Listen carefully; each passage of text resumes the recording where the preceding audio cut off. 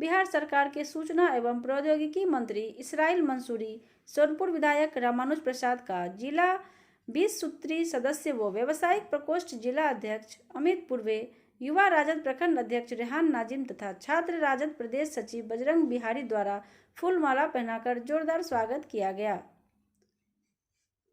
इस मौके पर पत्रकारों को उन्होंने कहा कि नेताओं के द्वारा अपने राजनीतिक फायदे के लिए भगवान राम का व्यवसायीकरण किया जा रहा है।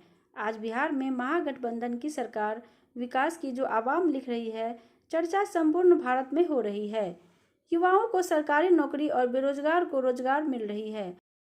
कार्यकर्ता संवाद सम्मेलन के माध्यम से महागठबंधन की सरकार में जो कार्य हो रही है वह कार्य को हम लोग बताने का काम किए ताकि जन जन तक, गांव तक लोगों को पहुंचे। जिस तरीके से हम लोगों ने 4,40,000 नियोजित शिक्षकों को महागठबंधन सरकार ने राजकर्मी का दर्जा देने का काम किया है। आपने देखा होगा 60 दिन के अंदर में ऐतिहासिक निर्णय इस देश में हुआ। एक ही विभाग में 1,20,336 शिक्षकों की बहाली हुई। पुनः लगभग 87,000 शिक्षकों की बहाली का कल गांधी मैदान में दिया जाएगा नियुक्ति। दरोगा की बहाली हो रही है, विधानसभा में बहाली हो रही है, सचिवालय की बहाली हो रही है, तालीमी मरकज का और टोला सेवकों की मानदेय में वृद्धि हुई है, आंगनबाड़ी के सेविका सहायिका के मानदेय में वृद्धि हुई है, पंचायत प्रतिनिधियों के मानदेय में वृद्धि हुई है। तो हम लोग काम कर रही है, महागठबंधन की सरकार काम कर रहे हैं। लोगों से सावधान रहे जो काम नहीं करते हैं, जुमलेबाजी करते हैं और धर्म के आधार पर राजनीति करते हैं और धर्म के राजनीति में जो लोग लाता है वैसे लोगों से होशियार होने का फुकवा पार्टी आ गया है। वो धर्म का इस्तेमाल करते हैं, हर बात में इंशाल्लाह इंशाल्लाह इंशाल्लाह कहते हैं। ऐसे धोखेबाज लोगों से बचे। जो नाकामयाब होता है, जिसको काम करने की क्षमता नहीं होता है, जो लोगों को सेवा और भलाई नहीं कर पाता है, वही जात और धर्म का सहारा लेने का काम करता है। महागठबंधन सरकार सभी वर्गों को आप देखा है कराने का काम किया है और लोगों की जो बीमारी है, अंतिम पंक्ति के लोगों को कैसे सुदृढ़ किया जाए, उसके लिए महागठबंधन सरकार ने 94 लाख परिवारों को चिन्हित करने का काम किया है। तमाम परिवारों को 2-2 लाख रुपया का अनुदान दे करके जो पीछे हमारे गरीब है उनको आगे बढ़ाने का काम किया जाएगा। 75% आरक्षण 25% बढ़ा दिया गया है। दलित में पिछड़ा, अति पिछड़ा तमाम वर्गों को आरक्षण भी बढ़ा दिया गया है। इन सब ऐतिहासिक जो निर्णय ली गई है उस निर्णय को जनता के बीच में ले जाना है और धर्म के आधारित जो राजनीति करते हैं वैसे लोगों को करारा जवाब देने का कार्यक्रम है। कार्यकर्ता संवाद सम्मेलन करते चल रहे हैं जिसमें देश की जो राजनीतिक हालात है, जिससे देश में जो बेचैनी है, भय है, जो चारों तरफ एक जो है ऊहापोह को धर्म और राजनीति में फंसा करके और देश के संविधान को छीन भिन किया जा रहा है। देश का जो गंगा जमुनी तहजीब है उसको नष्ट करने का प्रयास हो रहा है और ये सारे देश के जो एसेट है, देश के जो कल कारखाना उसको बेचा जा रहा है, खजाना लूटा जा रहा है गुजरात के गैंग के द्वारा।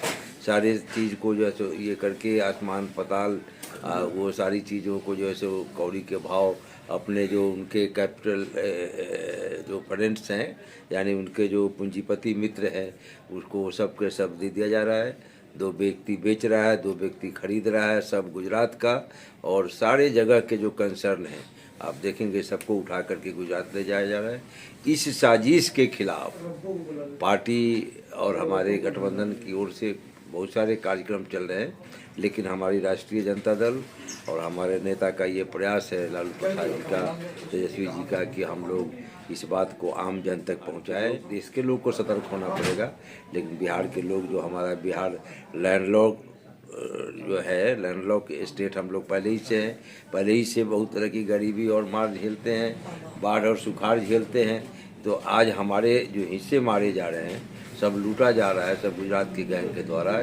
इस साजिश को हम लोग पर्दाफाश करें, आम जन को बताएं और वैसी शक्ति को आने वाले चुनाव में हरा करके देश में अमन चैन कायम करें, रोजगार की बात करें। इतनी बेरोजगारी सबसे बड़ी समस्या है, बदहाली है और उसमें कहीं अस्पताल और स्कूल और कॉलेज बनाने की बात नहीं हो रही है, नौकरी का सृजन नहीं किया जा रहा है। राम मंदिर तो ये व्यक्तिगत आस्था है। धर्म तो व्यक्तिगत आस्था का चीज़ है, चाहे वो किसी धर्म। इन्वेस्टर समिट बहुत रिसेंट अभी पास्ट है इसका, और इन्वेस्टर समिट किया, उसमें जो निवेशक है देश दुनिया के और अपने देश के भी विभिन्न राज्यों से जो ये है सबको बुलाया गया, और जो भी हमारे यहाँ संभावनाएं बनी, चाहे मक्का हमारा है, जूट है आपके इलाके में, पटुआ जूट का ये है, इस पर आधारित जो भी कृषि आधारित जो ये है उसका वैल्यू एडिशन कंसर्न लगाने का, उसका जो है सो उसमें फूड टेक्नोलॉजी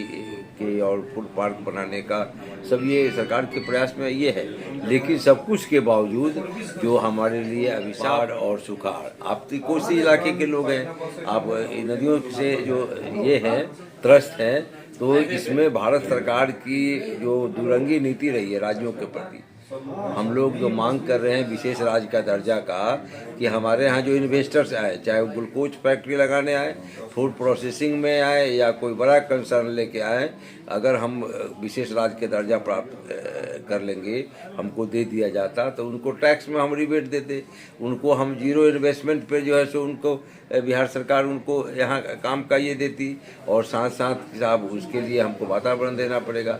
तो वातावरण देने में सबसे बड़ा जो अभिशाप हमारे लिए है वो आप यही कोसी को भुगतते हैं। तो कोसी को भुगतने का ये टेरिटोरियल जो जुरिस्डिक्शन का सवाल है, ये सब सारे जुरिस्डिक्शन केंद्र सरकार के होते हैं।